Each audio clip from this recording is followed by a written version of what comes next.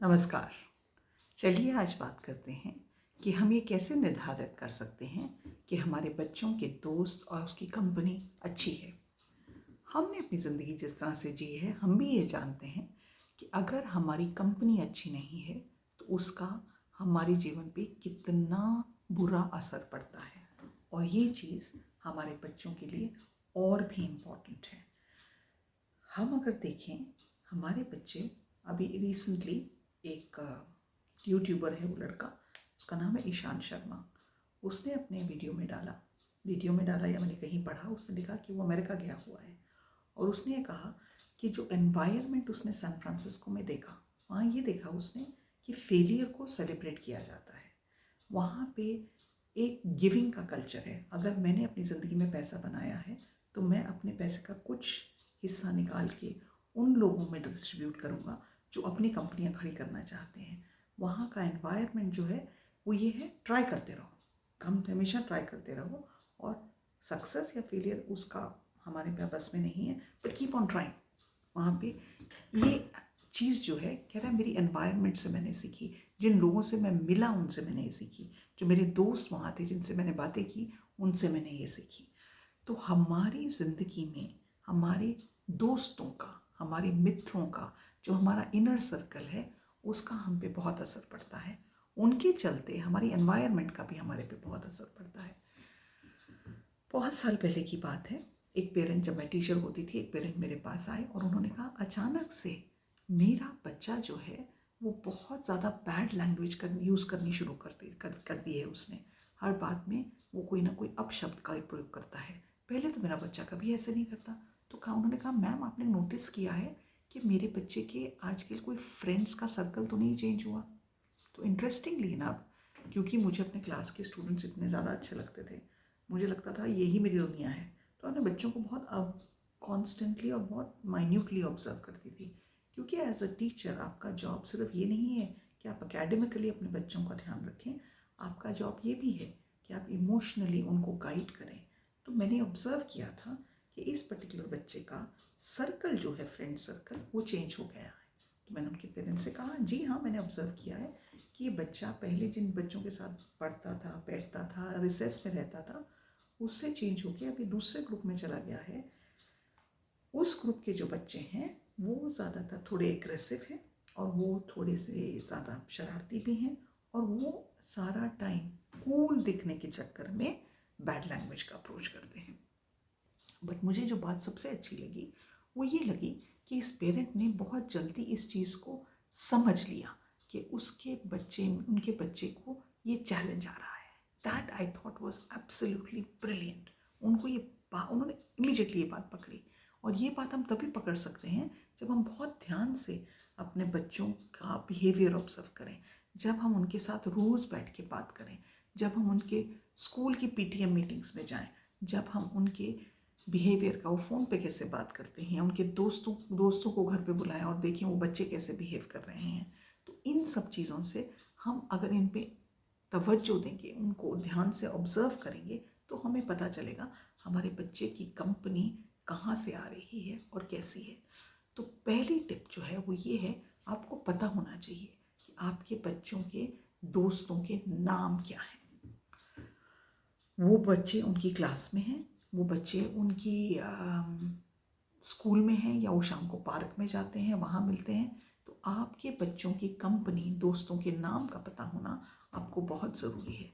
आपके लिए ये भी बहुत ज़रूरी है कि आपको पता हो कि ये बच्चे इनके पेरेंट्स कौन हैं, क्या करते हैं। तो कहते हैं ना इंग्लिश में, tell me your company and I will tell you who you are. अपने दोस्त के बारे में बताओ तो मैं तुम्हें बताऊंगा कि आप क्या हैं। मैंने बहुत साल पहले एक किताब में पढ़ा था, I think it was Jack Canfield की किताब थी।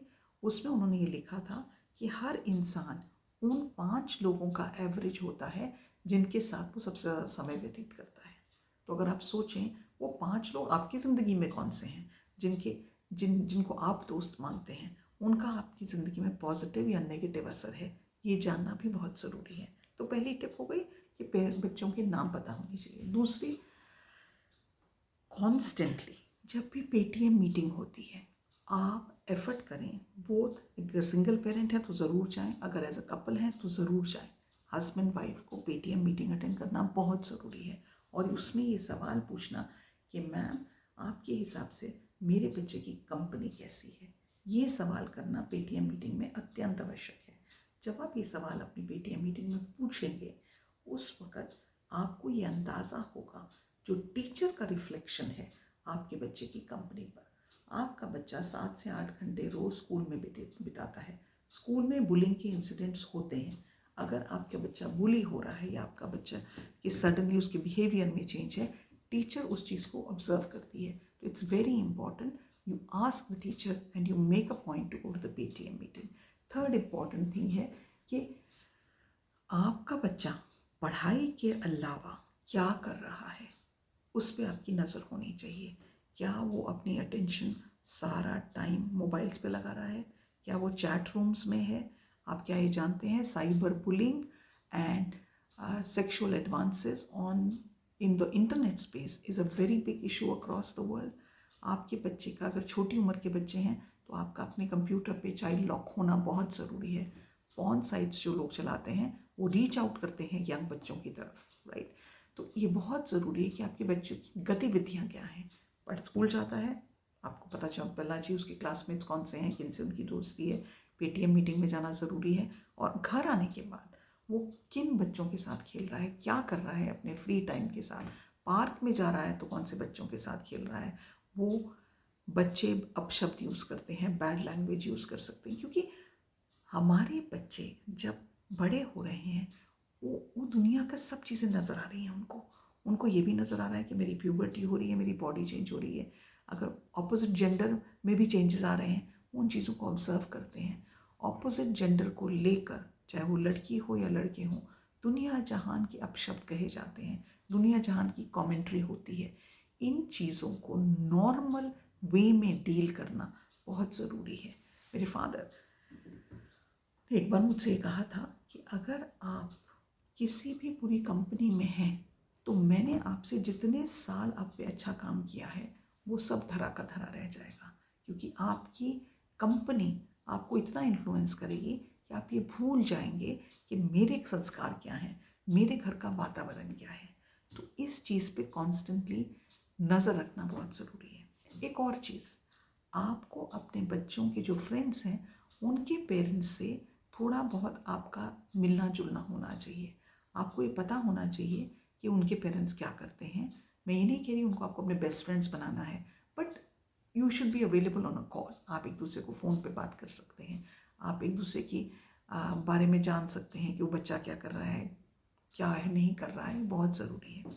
एक और इम्पॉर्टेंट बात, अगर आपके बच्चे के दोस्त किसी भी विषय में आपके बच्चे से बेहतर हैं, अपने बच्चे को उनसे कंपेयर मत करिए। हमको लगता है कि जब हम अपने बच्चों को एग्जाम्पल देते हैं उनके क्लासमेट्स का तो हम उनको इंस्पायर या मोटिवेट करते हैं। ऐसा कभी नहीं होता, ये बिल्कुल गलत धारणा है। उससे बच्चे का सेल्फ कॉन्फिडेंस कम होता है और चांसेस ये हैं कि अगर बच्चा एक दोस्त है जिसका फ्रेंड पढ़ाई में उससे कहीं ज़्यादा अच्छा है और आप उसको कॉन्स्टेंटली कंपेयर करते हैं, बच्चा उसकी दोस्ती छोड़ देगा, क्योंकि उसके अंदर एक हीन भावना का डेवलपमेंट होता है। उसकी दोस्ती छोड़ के वो एक ऐसे बच्चे से दोस्ती करेगा जिसमें वो उससे पढ़ाई में अच्छा है। अगर आपने अपने बच्चे को मोटिवेट करना है तो वो जो काम कर रहा है, जो वो एफर्ट डाल रहा है, उसको अप्रिशिएट करें। हिस्टोरिकल फिगर्स की स्टोरी सुना के उसको मोटिवेट करें। उसके अपने दोस्तों के साथ उसको कभी कंपेयर मत करें, क्योंकि अगर आप करेंगे तो वो अपने अच्छे दोस्त छोड़ के अपने से जो लेवल में कम बच्चे हैं उनसे दोस्ती करेगा। और कई बार ऐसा होता है कि अपने से लेवल वाले बच्चे जो होते हैं वो कई बार उन क्वालिटीज़ को इम्बाइब नहीं कर पाते जो हम चाहते हैं कि हमारे बच्चों में हो। एक और बहुत महत्वपूर्ण बात है, बच्चों को नए दोस्त बनाने का अवसर दें। अगर आप किसी फैमिली फंक्शन में जाते हैं या आप किसी पार्टी में जाते हैं, अपने बच्चों को इनकरेज करें नए दोस्त बनाने के लिए। और दूसरी बात ये भी है, जब बच्चे नए दोस्त बनाते हैं उनका एक्सपोजर बढ़ता है, लेकिन इससे पहले कि आप इनकरेज करें, बेटा वो मनोज, संदीप, आर्या, गायत्री, गीता, रश्मि, जो भी बच्चे हैं उनको इनकरेज करें इन बच्चों से दोस्ती करने के लिए। आपको अवेयरनेस होनी चाहिए कि इन बच्चों का बिहेवियर कैसा है, ये बच्चे कहाँ ठहर रहे हैं, कहाँ खड़े हैं अपनी लाइफ की चॉइसेस में। ये बहुत ज़रूरी है। Last but not the least, हमें सबसे ज़रूरी बात जो अपने बच्चों को दिखानी है और बहुत ज़रूरी उनको ये बताना है, वो ये है कि बेटा सबसे ज़रूरी चीज़ है अपने बेस्ट फ्रेंड बनो। जैसे जैसे हम तरक्की करते हैं ज़िंदगी में, ये बच्चों को सिखाना कि जैसे जैसे आप सक्सेसफुल होंगे, जैसे वो बी हाइव होता है ना, मधुमक्खी का छत्ता, उसमें सब मधुमक्खियाँ आती हैं, लेकिन जब वो छत्ता जल जाता है, जला दिया जाता है, तो सब भाग जाते हैं। ज़िंदगी का रूल भी कुछ ऐसा ही है। हमारे पास अगर सक्सेस है, हमारे पास पैसा है, हमारे पास लोगों को ट्रीट करने के लिए चीज़ें हैं, सारे लोग हमारे आसपास आएंगे। जब हमारे पास कुछ नहीं है तो कोई हमारे साथ खड़ा नहीं होता। तो अपना बेस्ट फ्रेंड बनना, अपने दम पे खड़े होना और ये कहना कि मैं तो अपनी फेवरेट हूँ। मेरा one of the most favourite scenes of a movie was from जब वी मेट, जब करिश्मा कपूर कहते मैं अपनी फेवरेट हूँ। बच्चों को ये सिखाना, अपना बेस्ट फ्रेंड बनो, क्योंकि इसमें कोई भी नेगेटिव बात नहीं है। जब आप अपने बेस्ट फ्रेंड बनेंगे, जब आप अपने आप को काइंडनेस से देखेंगे, जब आप अपने पे काम करेंगे, तो आप अपने लिए एक सक्सेस का रोड सेट करते हैं। ये सिखाना उनको बहुत ज़रूरी है। मैं काउंसलर हूँ और साइकोलॉजिस्ट हूँ। बहुत साल तक मैंने यूएन में भी काम किया है। मेरे बहुत सारे क्लाइंट्स हैं जो मेरे पास अपनी पेरेंटिंग चैलेंजेस को लेके आते हैं। अगर आप कोई भी चैलेंज फेस कर रहे हैं तो आप मेरे साथ 1-to-1 क्लैरिटी कॉल बुक कर सकते हैं, जिसकी इन्फॉर्मेशन मैं डिस्क्रिप्शन बॉक्स में दे दूँगी। आप अपना कमेंट सेक्शन में अपना ईमेल या फ़ोन नंबर और अपना चैलेंज लिख सकते हैं। I will reach out to you. मेरी टीम से कोई आपको रीच आउट करेगा। एक क्लैरिटी कॉल जिसकी वैल्यू वैसे तो बहुत सारी है, लेकिन मैं उसको फ्री देती हूँ अपने सब्सक्राइबर्स के लिए। तो if you have a challenge as far as your parenting और your mental health, your personal development, your relationships are concern, reach out to me. आज के लिए इतना ही। नमस्कार।